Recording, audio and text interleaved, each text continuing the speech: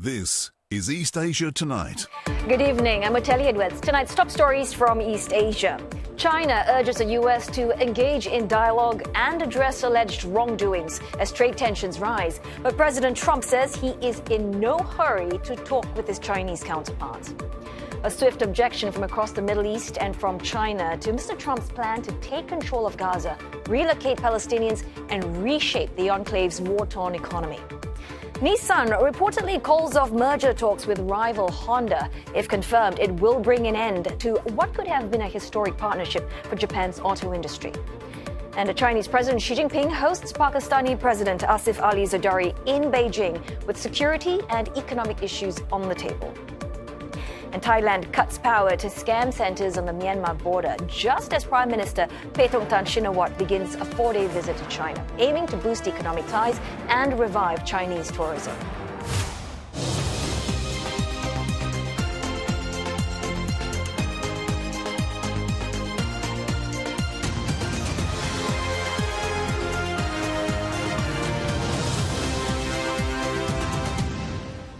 Also in East Asia tonight, the battle to develop the best artificial intelligence models after Chinese startup DeepSeek threw down the gauntlet with its low-cost chatbot. But security fears appear to spark a global rift over where development's headed. And can you ever be too old to start investing in your health? CNA's Money Mind visits a gym in Taiwan where a team of millennials is reinventing fitness for the elderly.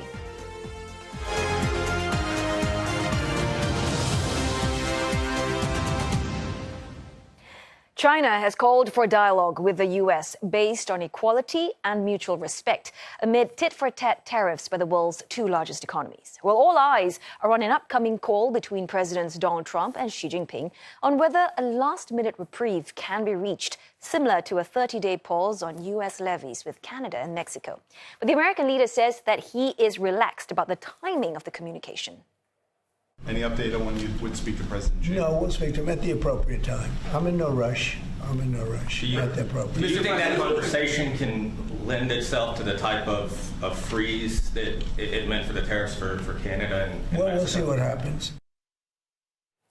China has hit back with taxes of up to 15% on some American goods after an additional 10% U.S. tariff on Chinese imports, which now applies to Hong Kong as well, which took effect yesterday. Mr. Trump is seemingly unfazed by Beijing's retaliation. It's fine. It's fine. We're going to do very well against China and against everybody else. Right now, they've taken advantage of the Biden administration like I've never seen. I've never seen. The deficit with China is about $1 trillion. Think of it, $1 trillion. They're using our money to build their military. And Biden let that happen. Beijing also slammed Washington for what it called unreasonable suppression after the U.S. Postal Service temporarily suspended inbound international packages from China and Hong Kong. The stoppage will be in place until further notice, but letters and flat mail will not be affected. All right, for more, we are joined now by CNA's Han Sihui live in Beijing. So, Sihui, first up, what is the significance of this parcel ban by the U.S. Postal Service? No, it's extremely significant, and in response to that parcel ban, China has urged the U.S. to stop weaponizing and politicizing trade and economic issues to suppress Chinese companies. It said that it would take necessary measures to safeguard the legitimate rights of Chinese companies without elaborating what these necessary measures are. And what you've said already, that the U.S. has stopped accepting parcels from mainland China as well as Hong Kong, with the exception of letters. Now, the U.S. Postal Service did not give a reason to that, but it follows the tariffs that were slapped across all Chinese goods, 10% tariffs. Now, the U.S. has blamed China for its fentanyl crisis domestically, and here is the response by the Chinese Foreign Affairs Ministry. 美方以芬太尼问题为由，对中国的商品加征10%的关税，中方对此强烈不满，坚决反对。中方采取的措施是维护自身正当权益的必要之举。贸易战关税战没有赢家，施压威胁对中国行不通。中方敦促美方纠正错误的做法，通过平等的磋商解决各自的关切，推动中美关系稳定、健康、可持续发展。Analysts believe that China is being very careful in calibrating its responses to the U.S., knowing that Mr. Trump is an unpredictable leader and also practices transactional diplomacy. What we do know is that China has since said that it is looking to launch a case with the World Trade Organization to challenge these tariffs. Well, so yeah, I also want to pick up on Mr. Trump's seemingly nonchalant attitude, about his upcoming phone call, a call with Mr. Xi. What is Beijing's reactions to that? Yeah, you heard what he said earlier. He seemed to have downplayed the retaliatory actions by China, saying he has no rush to call Chinese President Xi Jinping. Now, China has responded to that. They have reiterated the need for equal and mutually respectful dialogue, but it also did not mention whether such a call would happen, when exactly the date for the call would happen. But if such a call does happen, analysts believe that negotiations and discussions would happen, just like what we saw with Mexico and Canada. Right after discussions and talks with the U.S., we saw tariffs being delayed by a month. So if such a call does happen, we could possibly see that. But what we do know is that definitely all eyes, other countries are on edge as they see this unfolding. And here is the conversation that I had with an analyst. The ripple effects is that it puts many countries on guard as they look at what has transpired within a very short period of time. For many countries, it gives them cheers, because Panama, Mexico, and Canada apparently has found a way or formula in dealing with grievances. Some Americans may consider them to be real grievances as well, that needs to be settled, including between strong allies. And we'll get more clues in the upcoming weeks. We're expecting more discussions as other Asian leaders are expected to visit Washington. We do know Japanese Prime Minister, he will be visiting Washington in the coming days, as well as Indian Prime Minister in the next week. But for the EU, the European Union, what we do know is that Mr. Trump had previously said that tariffs are going to come, in his words, pretty soon. So what we are seeing at the moment is that the EU seems to have an apparent change in stance towards China. It had previously been really hawkish towards China, but this time it says that there could be space for deeper trade ties and possibly finding agreements with Beijing. And what we do see is that this comes in an era of, according to the president of EU, saying that it is an era of hyper-competitive and hyper-transactional geopolitics. And it appears China welcomes this change in supposed stance towards China, with the Foreign Affairs Ministry saying that China-EU relations have all the more strategic importance amid an increasing fragmented world. It also highlighted EU as a strategic partner in a multipolar world and says that they could step up strategic communication and policy as they celebrate 50 years of diplomatic relations this year. All right, thanks very much for that report. Tan Suhui, live in Beijing. Next, a wave of global opposition after U.S. President Donald Trump unveiled his plan to take control of Gaza and resettle its Palestinian population permanently elsewhere. The U.S. will take over the Gaza Strip, and we will do a job with it, too.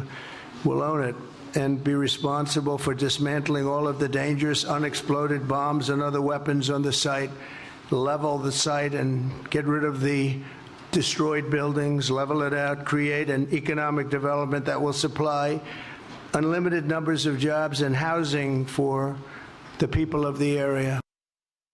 Hamas has slammed Mr. Trump's remarks as ridiculous and absurd, saying his plan could destabilize the region. The U.S. president has been calling for the relocation of Palestinians to neighboring Egypt and Jordan while Gaza is being rebuilt. But Arab nations have rejected the idea, which goes against America's long-held vision of a two-state solution. China has also expressed its own objection to Mr. Trump's plan to move Palestinians out of the enclave. 中方始终认为，8人制8是加沙战后治理的基本原则。我们反对针对加沙民众的强制迁移，希望有关各方以加沙停火和战后治理为契机，推动巴勒斯坦问题重回以两国方案为基础政治解决的正确轨道，实现中东的持久和平。Australian Prime Minister Anthony Albanese says that his government's position on the issue remains unchanged and reiterated Australia's support of a two-state solution. The Palestinian ambassador to the United Nations says the people of Gaza wish to return and rebuild their homes. Our homeland is our homeland. If part of it is destroyed, the Gaza Strip, the Palestinian people selected the choice to return to it. In 2 days, in a span of few hours, 400,000 Palestinians walking returned to the northern part of the Gaza Strip. I think that we should be respecting the selections and the wishes of the Palestinian people, and the Palestinian people at the end will make the determination. Their determination, they want to clean the destruction in Gaza. They want to rebuild Gaza. Ryan Ball, a senior Middle East and North Africa analyst at RAIN, explains the implications of President Trump's Middle East plans and the possible reactions of key regional players. We now have some very strong transparency as to where the relationship will go. Trump is going to green light potential population transfers out of the Gaza Strip. Some would call that ethnic cleansing. He is very open-minded about the idea of Israel annexing part or all of the West Bank. And they're still very bullish on Saudi-Israeli normalization in spite of all of the obstacles. And I think the major surprise here is Trump suggesting that the U.S. have some sort of role, direct role, in the Gaza Strip. And that has its own minefield of problems looking forward. I think Trump is actually going to enact the maximum bystander strategy when it comes to the Israelis and the Palestinians. And this has been slowly evolving under multiple presidents. But I think what Trump is going to approach is that he simply won't have much of an interest in what happens day to day or even month to month in the Gaza Strip, so long as the conflict as it evolves doesn't come onto the front pages of the United States. If there isn't a domestic pro-Palestinian movement disturbing his domestic agenda, I don't think President Trump is going to give too much time to this issue, and he will allow the Israelis to carry out whatever they believe is necessary to secure the Gaza Strip. And the Israelis under this government have clearly concluded that clearing out the population, essentially ethnic cleansing, is probably their best bet to restoring security with Gaza. Trump certainly knows that Egypt and Jordan are highly reliant on American aid, military aid in particular, and he believes that is leverage enough that money is going to talk and that the Egyptians and Jordanians will come around to this idea of taking in Palestinian refugees. I tend to think that that's quite unlikely because these governments' stability would be threatened, perhaps critically so, if they were seen to be openly colluding with ethnic transfers out of the Palestinian territories. It's simply a red line, and no amount of money can overcome that social constraint that these governments face. Now, that being said, I do think that these countries will be more open to the idea of quiet migration, or you might call it illegal migration, where they take in some amounts of Palestinians, perhaps elderly or people who are wounded and sick. That would be something they could provide cover for to placate President Trump. The other realistic option, though, if the Israelis and the Americans are seriously going to reduce the population of the Gaza Strip, the way they do that is to send them to the other Palestinian territory, the West Bank, where there is still sufficient housing and land. Not exactly ideal, but it is a place where they can send some of these Gazan Palestinians. And to add to that analysis, Giles Gibson tells us whether President Trump's remarks could affect negotiations on subsequent phases of the Gaza ceasefire. Just hours before we saw this press conference with the two leaders, we had Hamas confirming that talks have begun in terms of moving from phase 1 of the ceasefire into phase 2. The Israeli Prime Minister's office here in Israel has also said in the last day or so that they are getting ready to send a high-level delegation to Qatar. That phase 2 of the agreement, as it's written in the current agreement, would be basically the central planks of that are that all Israeli hostages would be returned, would be released by Hamas, and all Israeli troops would remove themselves, would leave the Gaza Strip. I think there could be a couple of impacts in terms of these comments by Trump on that ceasefire and the potential movement into phase 2. Firstly, will the Hamas negotiators, will they now see the US as sort of less of a fair mediator in terms of these negotiations to try to get to phase 2? And also, will this embolden those figures in the far right, members of the Netanyahu coalition government, who are actually pushing for the ceasefire to end at the end of phase 1 and to go back to fighting inside Gaza? A time now for a short break, but coming up next on East Asia tonight, Toyota upbeat on its earnings and a new EV plant in China to show up operations in the world's largest auto market. Plus, we'll see if Chinese consumers' holiday spending during the New Year period translated into consumption growth momentum.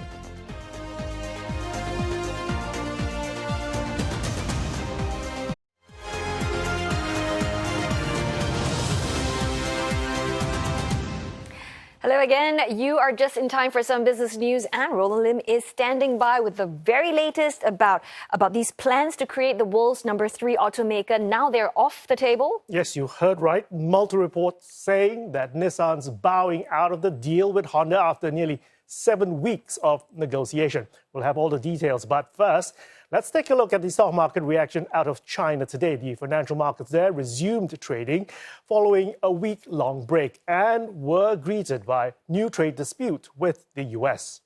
Stocks and currency came under pressure, but declines were limited. Main bourse, the Shanghai Composite closing down for the day, 0.65%. Second bourse, the Shenzhen component, making slight gains thanks to tech stocks. Economists say there's some sense of relief as tariffs have been less than what the Trump administration had initially indicated. Meantime, in Hong Kong, the Hang Seng Index fell 0.9% at the close, surrendering some of yesterday's strongest gains in 3 months. The Hang Seng Tech Index, as well as the China Enterprises Indices, also dropping 1%. And in pre-market trading on Wall Street, Apple shares currently down to 0.3%. That's with reports that China is considering a probe into Apple's App Store fees and practices in an antitrust investigation. Japan's Nissan has reportedly called off merger talks with rival Honda, abandoning a tie-up that would have created the world's third biggest automaker. The Nikkei newspaper says the move also raises questions about Nissan's ability to ride out a crisis on its own.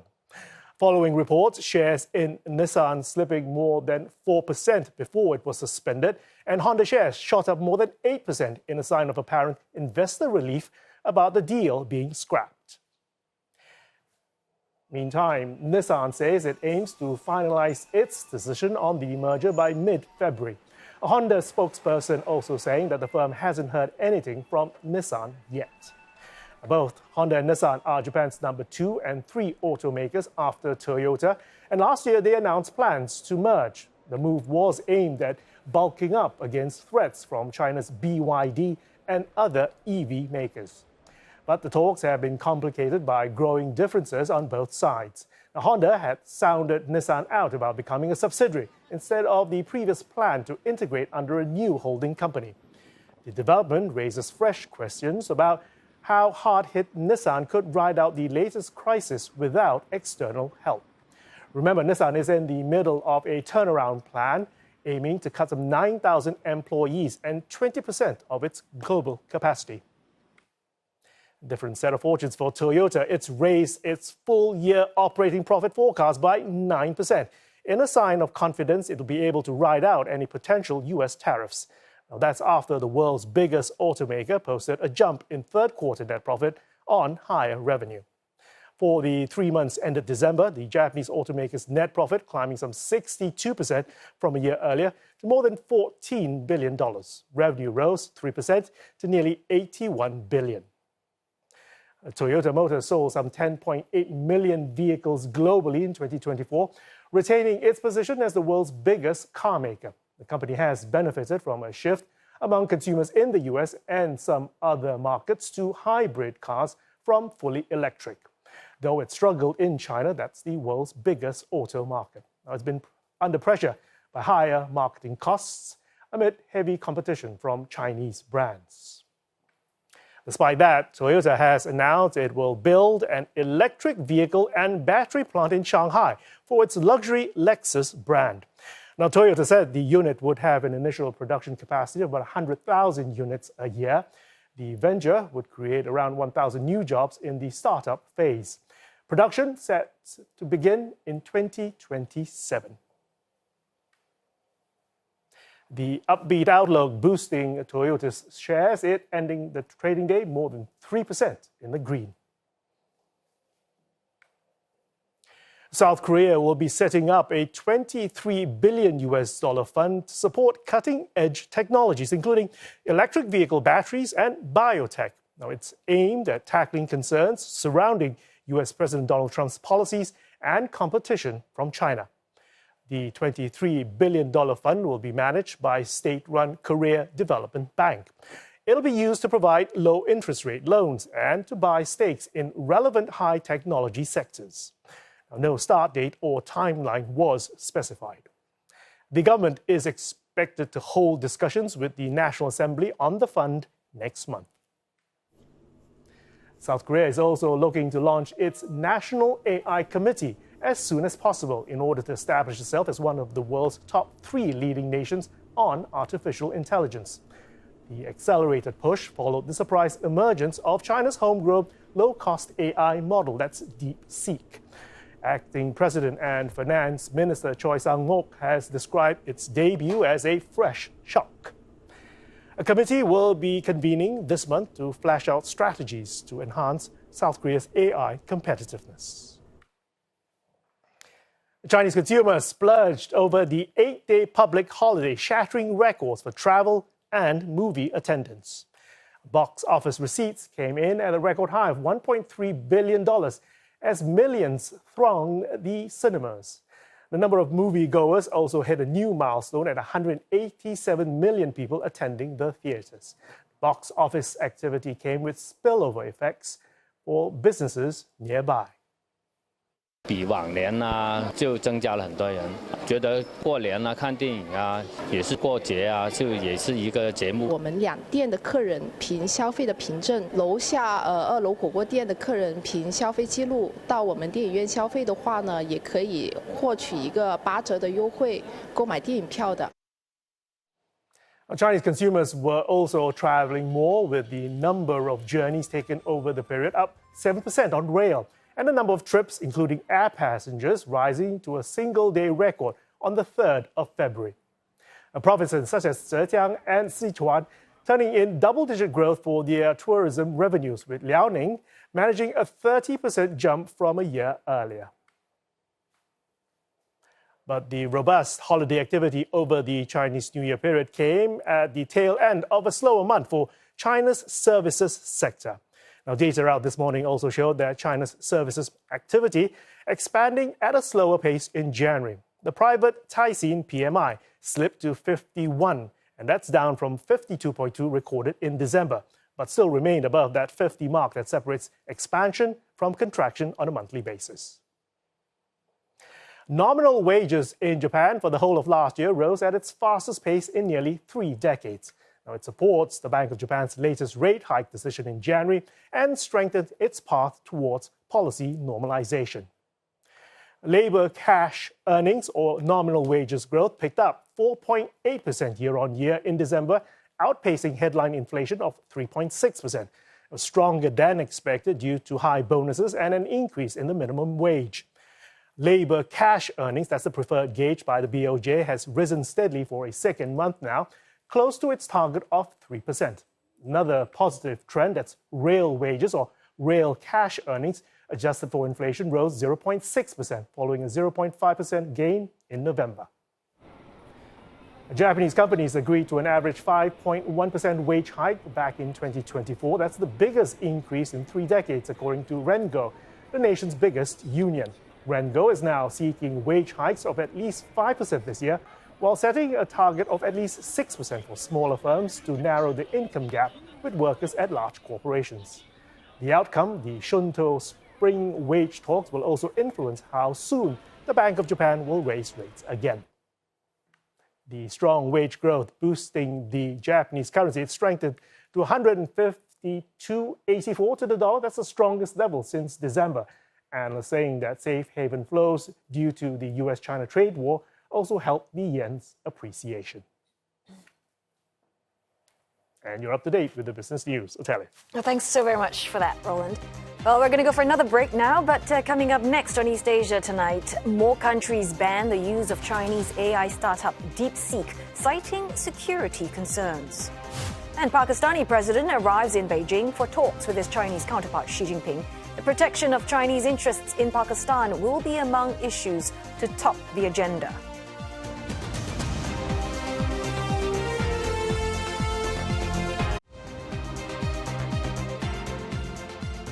China urges the U.S. to engage in dialogue and address alleged wrongdoings as trade tensions rise. But President Trump says he is in no hurry to talk with his Chinese counterpart. Swift objection from across the Middle East and from China to Mr. Trump's plan to take control of Gaza, relocate Palestinians, and reshape the enclave's war-torn economy. Nissan shares tank after media reports that the company is walking away from merger talks with rival Honda. Well, the looming US-China trade war is raising the stakes when it comes to the AI competition between the East and the West. American prosecutors have hit an ex-Google software engineer, Lin Wei-ding, with multiple charges, accusing him of stealing AI trade secrets to benefit 2 Chinese companies that he was secretly working for. Meanwhile, Chinese AI-powered DeepSeek's open-source reasoning model R1 has attracted much attention from AI experts and investors after demonstrating capabilities comparable to those of other more advanced models, such as OpenAI's O1 and Google's Gemini 2.0 Flash. Now, the threat of a full-blown trade war is also putting pressure on top Chinese chip designers and cloud service providers, with many rushing to adopt DeepSeek's models.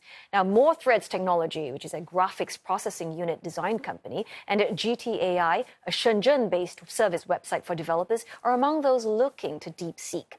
Well, tech giant Huawei says that it is working with Beijing-based AI infrastructure startup Silicon Flow to make DeepSeek's models available to end users.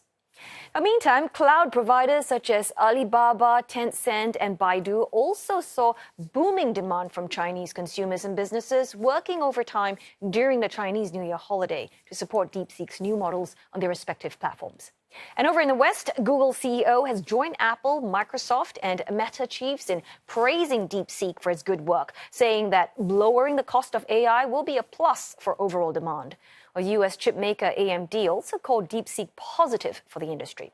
But DeepSeek has also sparked some concerns, with reports suggesting how the chatbot may generate harmful and biased content and could be subject to data leakage and censorship.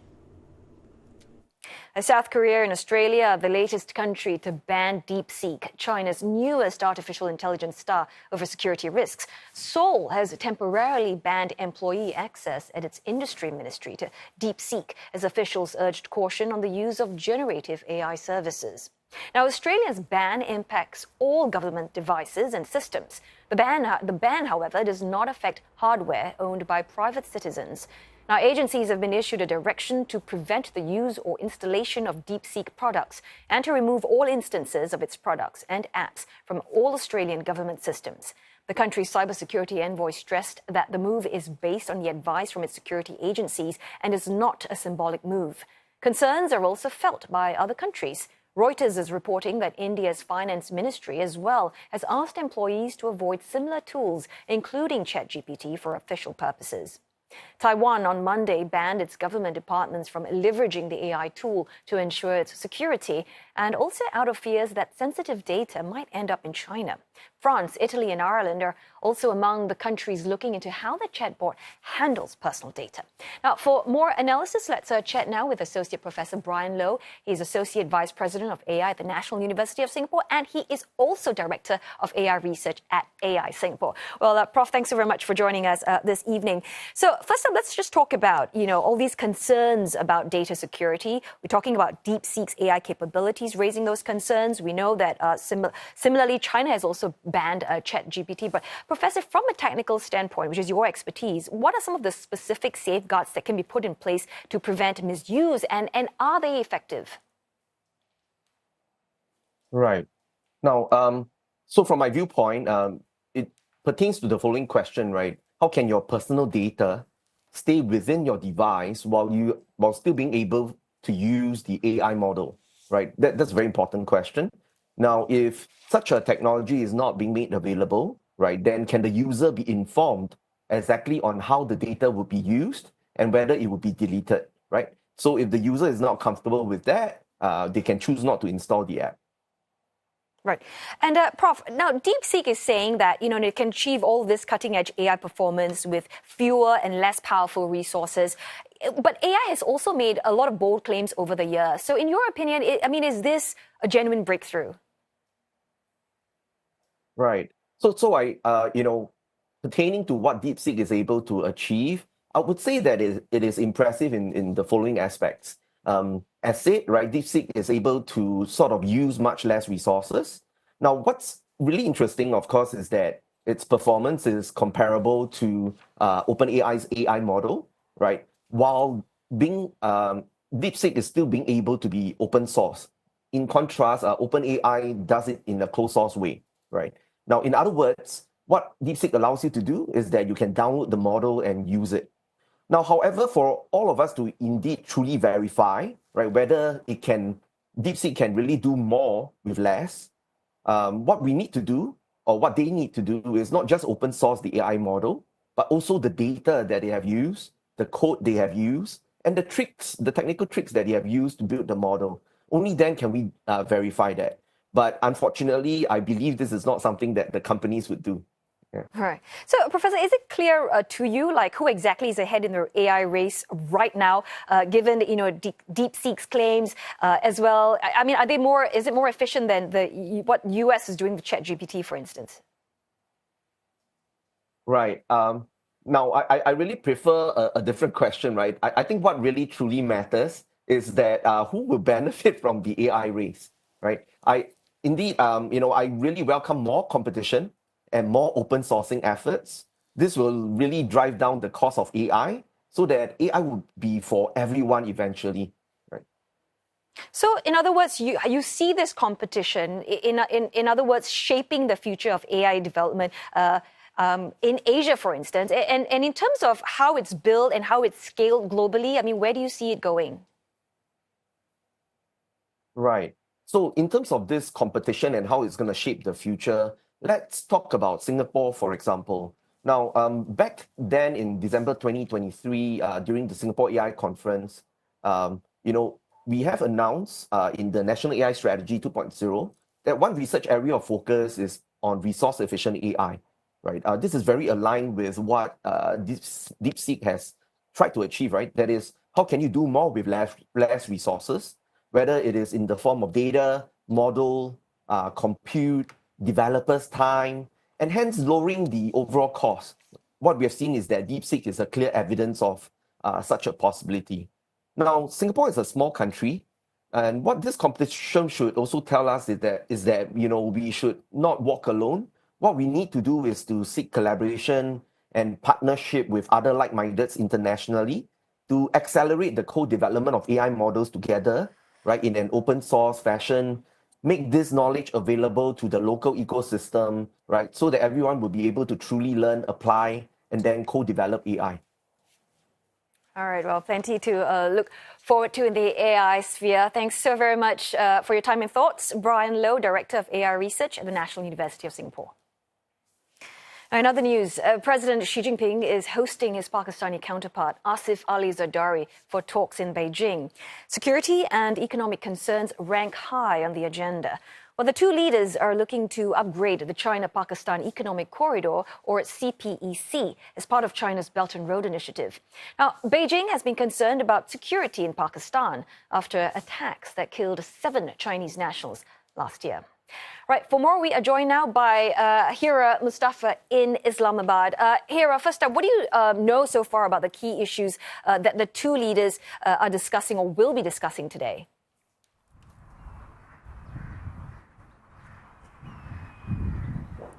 Well, this visit of President Zardari to China is deemed significant by many of the political observers and analysts, given the fact that Pakistan is grappling with security and economic problems that challenge the Chinese investments in the country, as Pakistan is fighting a battle against terrorism. And that is something which is concerning the Chinese authorities, given the fact that the western borders the provinces in the western borders of the country are home to significant Chinese investments. So security is among the top agenda that is likely to be discussed in these meetings between the leadership of the two countries. The delegation that is accompanying the president includes Interior Minister and Foreign Ministers, which many of the analysts believe that Interior Minister being part of the delegation signals that security is a topmost priority between the two countries, as he is a man who takes care of the security matters of the country. And we have seen in the past also that he has reiterated Pakistan's stance in stating that Islamabad is doing all it can to protect the Chinese nationals and Chinese investments in the country. But so far we see that Beijing is not happy with the strategy that Islamabad is opting to tackle these militant attacks. Therefore, both the countries are keen to expand the strategic and military cooperation, which are likely to be discussed in these meetings. Also, when we talk about the economic challenges, Pakistan is home to significant Chinese investment, and China has invested $65 billion in Pakistan under CPEC projects. So both countries are likely to upgrade the China-Pakistan Economic Corridor to Phase 2, which Islamabad believes will help Pakistan in revitalizing its fragile economy. So apart from security, economic cooperation is likely to be discussed in these meetings, as CPEC Phase 1 is also facing slow progress. So this is something which is worrisome for Beijing, according to many of the experts. These are the topics that are likely to be touched or dominate the discussions in today's meeting. Right, and here, picking up from what you said earlier about China not being happy with how Pakistan is handling some of the security aspects of things. So does this mean that security concerns could risk straining bilateral ties?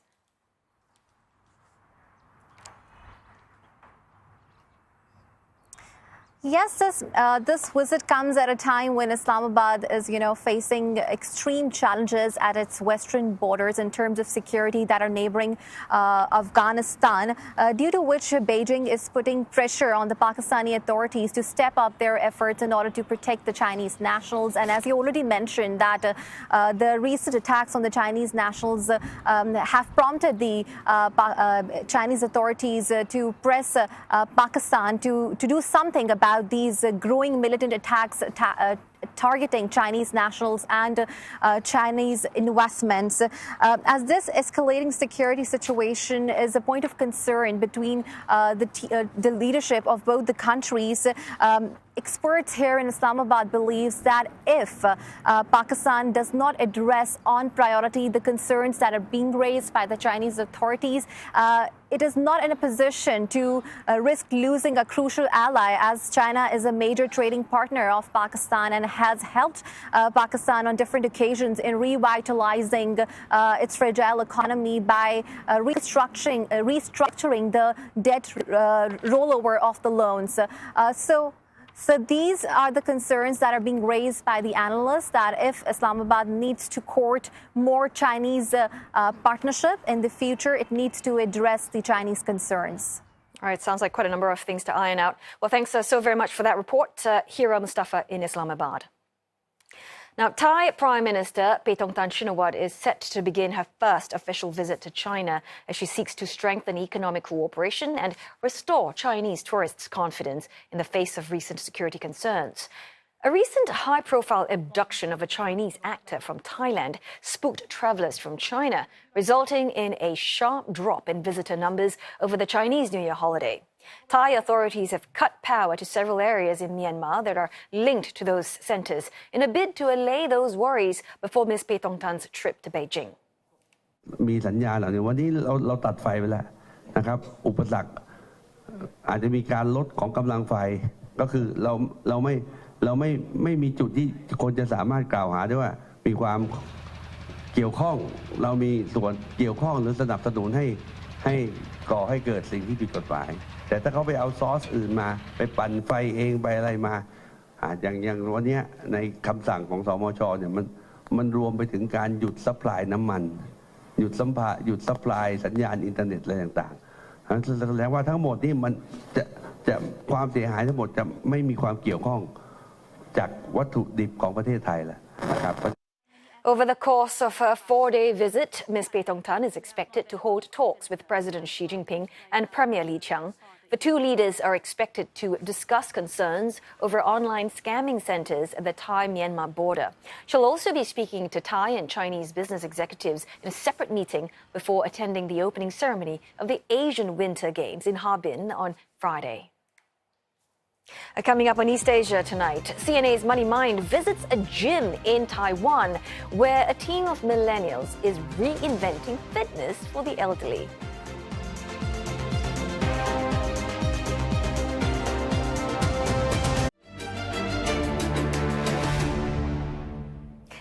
Can we ever be too old to start investing in our health? Well, CNA's Money Mind visits a gym in Taiwan where its owner is helping the elderly improve their fitness.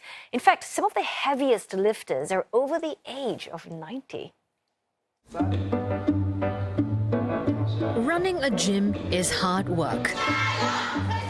But Taiwanese entrepreneur Jack Huang has found a winning formula. His two gyms in Taipei provide fitness solutions for seniors. The 37-year-old decided to target the silver market after witnessing his grandmother's health decline. 我阿嬷的话，她就是因为她跌倒，然后换了人工髋关节，然后这样前后她开了7次刀。那这整个过程她很痛苦，那我们附近的剩下的家人也是感到很痛苦，就想说。 不知道有什么方法可以帮助他。So Jack founded the LKK Gym, which provides strength training for seniors. 我们最重要，我们强调的是自由重量。我们长辈他们其实来训练，他们要的东西蛮简单，就是说他要能够正常的生活，然后让自己在生活上不会受到困扰。什么意思？就譬如说，我不会跌倒。 或者说我上下楼梯更有力，然后再来有个大家最常提的需求，就是可以出国。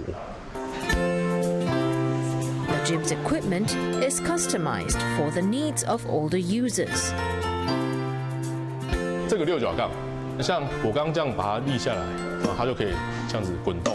假设我是一个长辈的学员哦，我自己要换杠片，你看我可以自己做更换，很容易。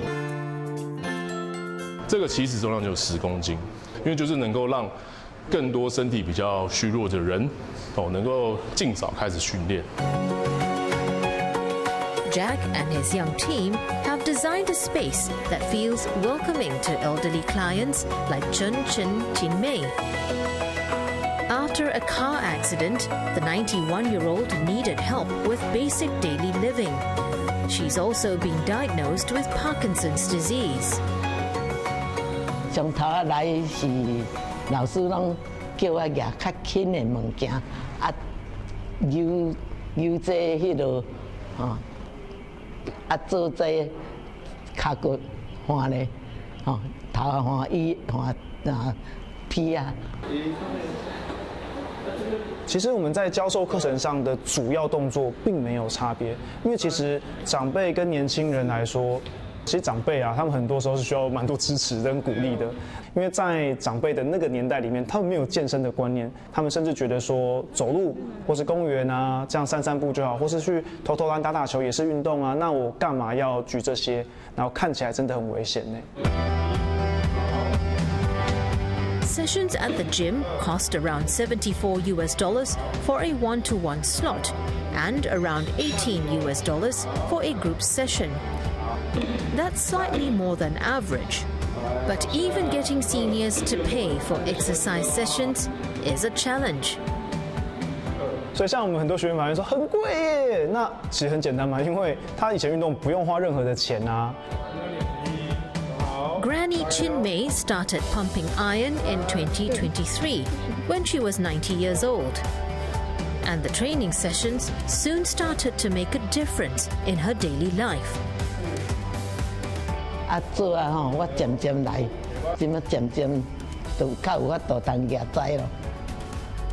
我足欢喜的，做差不多一两个月，我感觉我这手那敢若较会叮当咯。较袂迄滚咱别叫，我就再继续做啊。我即摆唔免举拐啊咯。Not only does she not need a walking stick anymore, she can almost lift her own body weight. 我迄日哦，举到45，我嘛无想讲我会当举到45。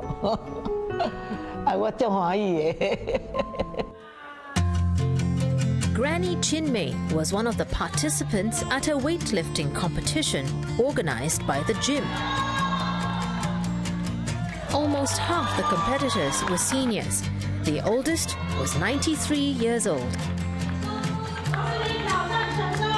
线上活动很重要，因为真的就是眼睛 seeing is believing， 就是我们看见说这么多这个长辈所以尤其是我们现在有93岁的阿公他都可以拿起这个6角杠这么重的重量，那就是直接证明说就是不是年龄的问题，你真的是只要靠训练，你就可以做到这件事情。